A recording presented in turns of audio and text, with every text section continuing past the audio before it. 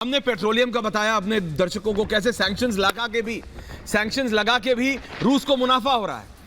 Ukraine के नाम पे सर कल परसों दोबारा 800 मिलियन का अमेरिका ने 800 मिलियन यूएस डॉलर्स की military add in the form of, यानी वेपन्स देंगे, बंदूक देंगे, टैंक देंगे, तोप देंगे और दे रहे हैं। वो 800 मिलियन किसके पास जा रहे हैं? अमेरिकी कंपनियों के पास जा रहे हैं। तो कान सीधा नहीं पकड़ रहे, घुमा के पकड़ रहे। हेमंत वो ग्राफिक निकाल लीजिए आज आप जरा, तब तक कर्नल साहब बोल रहे हैं। कर्नल साहब प्लीज बताइए। देखिए, हम शुरू से ये बात कर रहे हैं, आपने 800 मिलियन दिए, आपने इससे पहले भी दिए, उससे पहले भी दिए, उससे पहले भी दिए। आपने पहले सैंक्शन लगाई, फिर आपने बड़ी सैंक्शन लगाई, उसके बाद आपने सख्त सैंक्शन लगाई। रिजल्ट क्या हुआ? रिजल्ट, आपकी लड़ाई रुकी नहीं। दैट मीन्स आप ये लड़ाई रोकना भी नहीं चाहते। सबसे बड़ी बात यह है। क्यों? आपने बिल्कुल ठीक बोला, आर्म्स बिजनेस जो चल रहा है।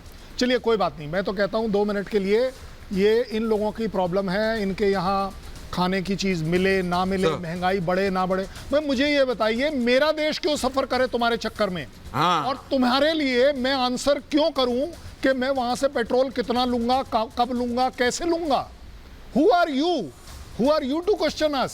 Who is US to question us? कि मैं आपको ह्यूमन राइट्स के पॉइंट ऑफ व्यू से आपको मैं ऑब्जर्व करूंगा। करो ना ऑब्जर्व, हम भी आपको ऑब्जर्व करके आपकी मदद करेंगे कि हम आपको बताएं आपने इराक में क्या किया, आपने वियतनाम में क्या किया, आपने अफगानिस्तान में क्या किया।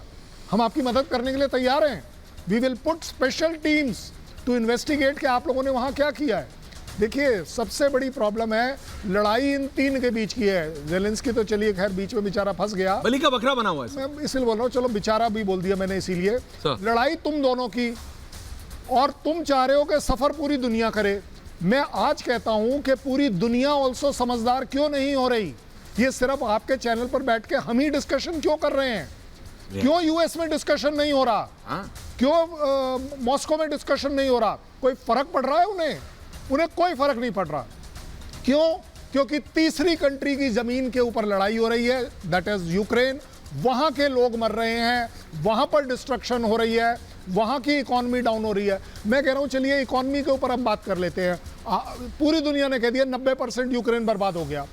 उसके बाद वर्ल्ड बैंक ने कह दिया 50% इकोनॉमी इस साल के अंत तक यूक्रेन की कम हो जाएगी। 50% क्यों भाई?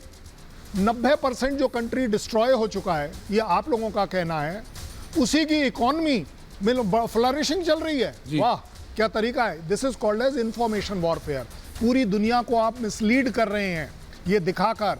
ये जो ह्यूमन राइट कमीशन से आपने रशिया को निकाल दिया, वेरी गुड, आपने निकाल दिया ना। अब आपने क्या कर दिया? अब आपने रशिया को अलाउ कर दिया कि आज के बाद आप ह्यूमन राइट वायलेशन कर सकते हैं। साहब, मैं कह रहा हूं, ये जो ऑर्गेनाइजेशंस बना के दुनिया के आंखों में धूल झोंकी जा रही थी सर, ये इस वॉर ने अगर कुछ नहीं किया है तो ये तो साफ कर दिया है कि नथिंग मैटर्स। संयुक्त राष्ट्र से कोई फर्क नहीं पड़ रहा। जनरल, संयुक्त राष्ट्र की एक एजेंसी से निकालो, पुतिन को फर्क पड़ता है क्या? जैसी क्या Putin will skip a heart beat? No sir, क्या पुतिन को कोई फर्क पड़ता है? पुतिन पे क्या कोई असर पड़ेगा? पुतिन तो पैसे कमा रहा है, वहां पे बाइडेन पैसे कमा रहे हैं, वहां पे ब्रिटिश कंपनीज पैसे कमा रही हैं। मर रहा है यूक्रेन का आदमी, which I feel not even Zelensky anymore cares about.